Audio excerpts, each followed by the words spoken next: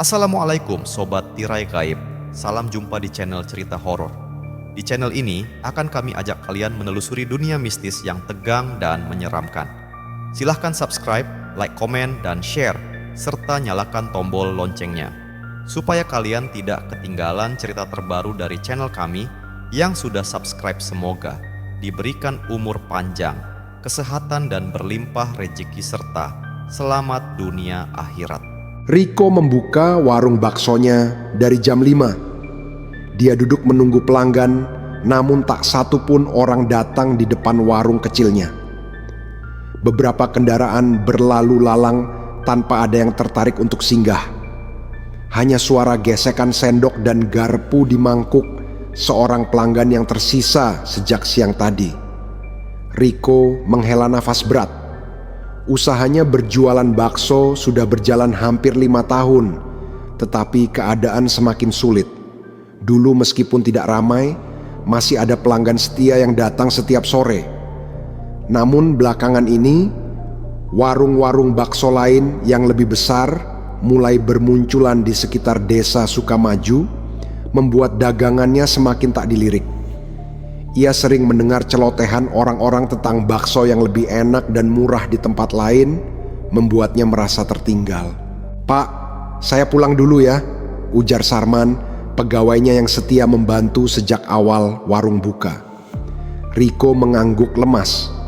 Dia tahu, jika keadaan terus begini, usahanya akan bangkrut. Sesampai di rumah, Lina melihat kesedihan suaminya, namun dia juga tak tahu harus berbuat apa. "Kita harus cari cara lain, Mas. Mungkin jualan yang lain?" usul Lina hati-hati. Riko menggelengkan kepala. "Kita nggak punya modal buat buka usaha lain. Warung bakso ini satu-satunya yang kita punya." Malam semakin larut, tetapi mata Riko tetap terbuka. Dia duduk di depan rumah menatap jalanan yang mulai sepi dalam keputusasaan. Pikirannya mulai dipenuhi keinginan untuk mencari jalan pintas. Saat itulah seorang lelaki tua muncul dari kejauhan. Pria itu mengenakan baju hitam kumal dan membawa tongkat kayu panjang, rambutnya lebat dan berantakan, dengan mata yang terlihat tajam meskipun wajahnya tertutup bayangan malam. Riko mengernyit merasa tak mengenal orang itu. "Kau terlihat putus asa, Nak," suara lelaki tua itu serak. Riko terkejut mendengar kata-kata itu. Bagaimana bisa orang asing ini mengetahui isi kepalanya? "Bagaimana bisa kau tahu?" tanya Riko bingung. Lelaki tua itu tersenyum misterius. "Aku bisa melihat kesulitanmu. Bakso buatanmu akan laris, orang akan ketagihan dengan rasanya. Namun untuk itu, kau harus melakukan sesuatu yang berbeda." Riko mulai merasa curiga, namun rasa penasaran mengalahkan kekhawatirannya. "Apa yang harus aku lakukan?" tanyanya. Lelaki tua itu berjalan mendekat, menatap Riko dalam diam, lalu berkata, "Ikuti aku ke hutan dekat sini malam ini. Ada ritual yang harus dilakukan. Hanya dengan cara itu warung bakso milikmu akan sukses." Riko merinding mendengar kata-kata itu, tetapi dalam hatinya dia merasa terdesak. Dengan tangan gemetar, ia mengangguk. "Kau yakin dengan ini aku tidak melanggar aturan, kan?" tanya Riko sedikit takut. "Jangan khawatir," jawab lelaki tua itu. "Kau akan berhasil, tapi ingat, ada harga yang harus dibayar." Riko menghela nafas, akhirnya ia memutuskan untuk mengikuti lelaki itu. Malam itu mereka berdua berjalan menuju hutan yang sunyi di luar desa. Kabut tipis menyelimuti udara, menambah suasana mencekam di sekitar mereka. Riko hanya bisa mengikuti langkah lelaki tua itu walau jantungnya berdegup kencang. "Di sini tempatnya dan ini waktunya," kata lelaki tua itu. Berhenti di tengah hutan yang gelap. Dia mulai mengeluarkan serbuk hitam dari kantongnya dan menyebarkannya ke tanah, kemudian menggoreskan tongkat kayunya untuk membuat lingkaran besar dengan simbol-simbol aneh. Riko semakin merasa ragu, tetapi suara lelaki tua itu terdengar lebih tegas. "Masuklah ke dalam lingkaran ini, jangan mundur. Jika mundur, semuanya akan sia-sia. Rico merasakan hawa panas yang tidak biasa mengelilinginya begitu dia melangkah ke dalam lingkaran. Dia hampir ingin keluar, tetapi lelaki tua itu menatapnya tajam. "Jangan mundur sekarang," katanya, suaranya penuh tekanan. Rico menggigit bibir menahan rasa takut yang semakin menguasainya. Lelaki tua itu mulai melantunkan mantra dalam bahasa yang tidak ia mengerti. Angin bertiup kencang, dedaunan berbisik seperti ada makhluk tak kasat mata yang mengintai dari balik kegelapan. Rico merasakan tubuhnya mulai gemetar, tetapi ia berusaha menahan rasa takut. Tiba-tiba, sesuatu yang aneh terjadi. Dari tanah muncul sebuah cahaya, dan di tengah cahaya itu, Rico bisa melihat bayangan seperti tangan yang terbentuk dari asap gelap. Dia terkejut, tetapi suara lelaki tua itu kembali terdengar di telinganya. "Tahan rasa takutmu, nak. Ini adalah bagian dari proses." Rico menelan ludah, berusaha untuk tetap tenang meskipun suasana semakin mencekam. Setelah beberapa saat, lelaki tua itu berhenti berbicara, lalu menatap Rico dengan senyum misterius. "Sekarang, pergilah dan lakukan sesuai perintahku. Keberuntungan akan datang, tapi ingat, kau harus terus memberi mereka makan," katanya, sambil menghilang ke dalam kegelapan. Rico berjalan pulang dengan perasaan campur aduk. Ketika ia kembali ke rumah, ia merasa seperti ada sesuatu yang berubah dalam dirinya. Pagi harinya, Rico membuka warung baksonya seperti biasa, namun kali ini dia mengikuti instruksi lelaki tua itu. Dia sengaja datang lebih pagi dari biasanya hingga suasana benar-benar masih sepi, lalu memasuki dapur dan melakukan ritual yang telah diajarkan. Dengan tangan gemetar, dia mencampurkan lendir makhluk astral yang dia temui semalam ke dalam kuah bakso yang sedang mendidih. Meskipun merasa mual dan jijik, ia mengingat janji lelaki tua itu. Ia menutup rapat perasaan itu dan menyelesaikan pekerjaannya. Hari itu, keajaiban terjadi. Pelanggan mulai berdatangan tanpa henti. Bahkan orang-orang dari kota sebelah datang untuk mencicipi bakso yang tiba-tiba terkenal ini. Rico hanya bisa tersenyum tipis meskipun hatinya mulai dihantui perasaan aneh. Dia tahu ini baru awal dari semuanya, namun ada sesuatu yang mulai terasa berbeda dalam dirinya. Pada malam hari, suara-suara bisikan mulai terdengar di telinganya. Suara itu semakin sering terdengar, mengingatkannya untuk terus memberi makan pelanggan-pelanggannya. "Jangan berhenti, terus berikan mereka makan," suara itu berkata. Rico menutup telinganya, berusaha mengabaikannya, tetapi suara itu semakin keras dan mengganggu pikirannya. Beberapa hari kemudian, warung bakso Rico semakin ramai setiap harinya. Pelanggan berdatangan dari berbagai tempat. Bahkan Rico harus menambah stok bahan dan mempekerjakan 2 pegawai tambahan untuk melayani pelanggan yang terus mengantri. Namun, di tengah kesuksesan yang tiba-tiba ini, Lina mulai merasa ada yang aneh dengan suaminya. Rico yang dulu selalu pulang dengan wajah letih, kini tampak berbeda. Dia sering termenung di malam hari, matanya kosong, dan tubuhnya gemetar tanpa sebab. Lina merasa khawatir dan memutuskan untuk menyelidiki apa yang sebenarnya terjadi. Suatu malam, setelah memastikan anak mereka tidur, Lina diam-diam mengikuti Rico yang keluar rumah. Dia melihat Rico ke warungnya yang terletak tidak jauh dari pasar. Dalam hati Lina curiga, kenapa sekarang suaminya jadi sering keluar malam. Rico tampak langung pergi menuju ke dapur belakang membawa sebuah wadah kecil. Lina menahan napas dan mengintip ke dalam dapur. Dia melihat Rico menuangkan isi wadah tersebut ke dalam panci kuah bakso yang sedang dia aduk. Lina merasa cemas, tetapi dia tidak bisa melihat jelas apa yang ada di dalam wadah itu. Namun, ada sesuatu dalam cara Rico melakukannya yang membuatnya merasa tidak nyaman. Setelah Riko selesai, dia mengambil sendok dan mencicipi kuahnya. Lina yang menyaksikan dari jauh merasa ada yang sangat salah. Dia merasa tercekik, ada ketakutan yang mulai merayapi dirinya. Lina meras ada sesuatu yang jahat telah terjadi di balik kesuksesan yang diraih suaminya. Lina memutuskan untuk bertindak. Dia merasa harus mencari tahu apa yang sebenarnya dilakukan oleh Riko. Tetapi dia tidak tahu bahwa perjalanan ini akan membawanya ke kegelapan yang lebih dalam, sesuatu yang tidak bisa dihentikan lagi. Lina memutuskan untuk menyelidiki lebih lanjut. Rasa cemas dan khawatir semakin menguasai dirinya. Dia tidak tahu apa yang sedang terjadi dengan suaminya. Malam itu, setelah memastikan anak mereka tertidur, Lina kembali mengikuti Riko yang keluar rumah. Kali ini, dia memutuskan untuk tidak hanya mengintip dari balik pintu, tetapi lebih dekat lagi. Dengan hati-hati, Lina berjalan perlahan, memastikan tidak menimbulkan suara. Di dapur belakang, Riko seperti sedang menyiapkan sesuatu.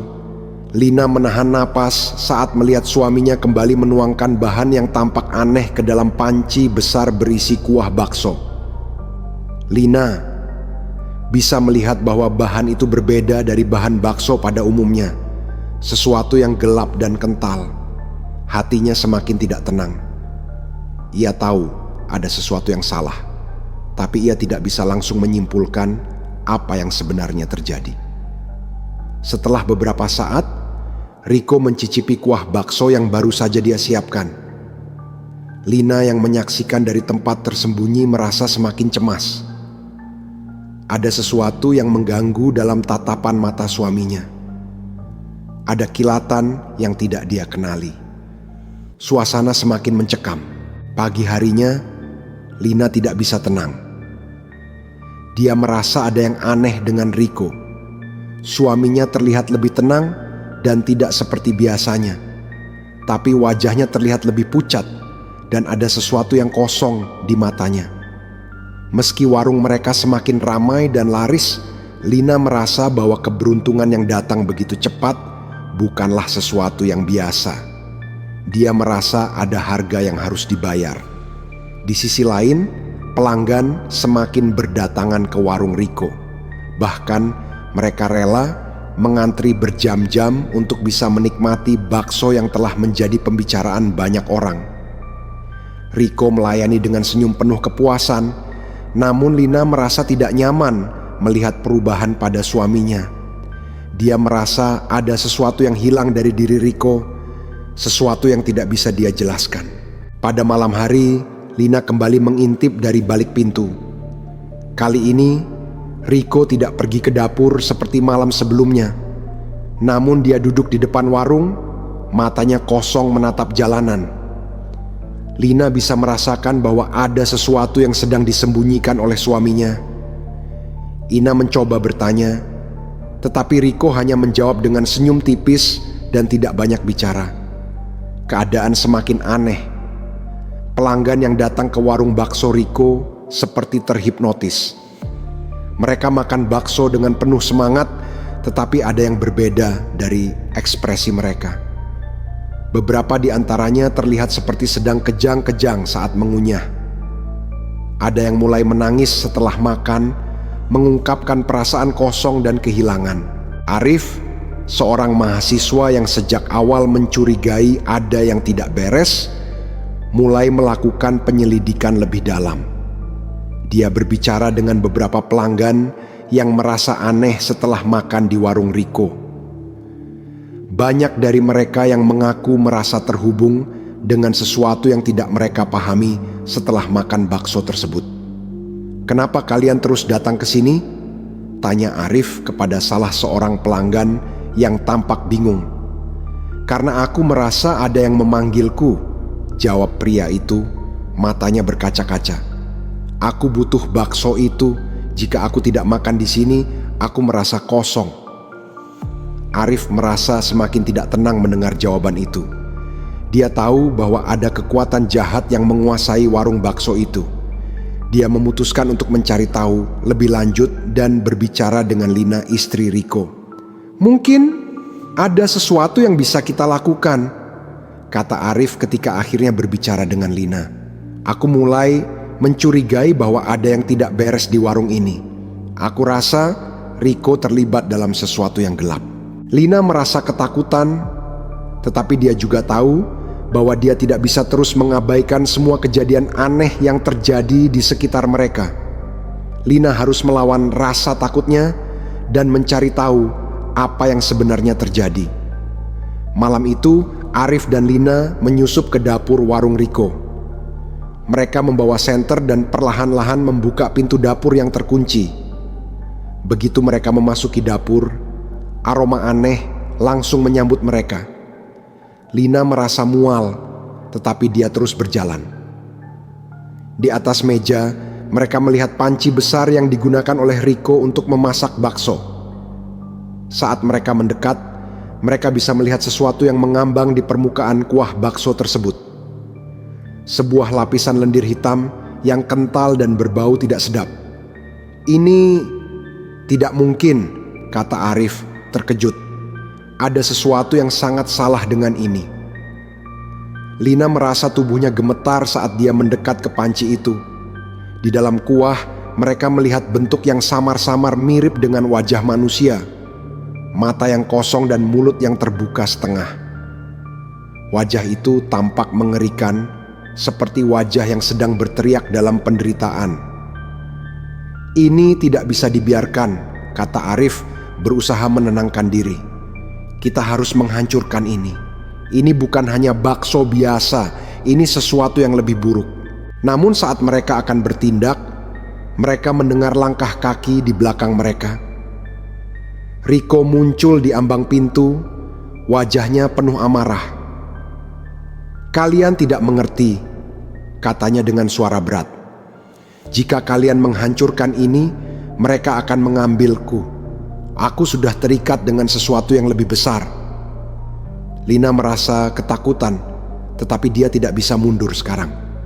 Lina harus menyelamatkan suaminya. Riko, jangan teruskan ini. Ini tidak benar, kata Lina dengan suara gemetar. Riko tersenyum miring, tetapi senyumnya bukan lagi senyum yang dulu dia kenal. Aku sudah bukan manusia biasa lagi, katanya. Lalu melangkah maju dengan gerakan cepat, berusaha menghentikan mereka. Arif dan Lina segera berlari keluar, berusaha menghindari Riko yang tampak semakin tidak terkendali. Mereka mencapai luar warung hanya dalam hitungan detik. Namun suara teriakan Riko masih terdengar jelas di telinga mereka. Tiba-tiba, warung bakso itu terbakar dalam kobaran api yang sangat cepat. Api melalap warung dalam sekejap, meninggalkan hanya abu dan asap hitam yang mengepul ke langit. Namun, sebelum api benar-benar padam, Lina melihat sesuatu di tengah kobaran api.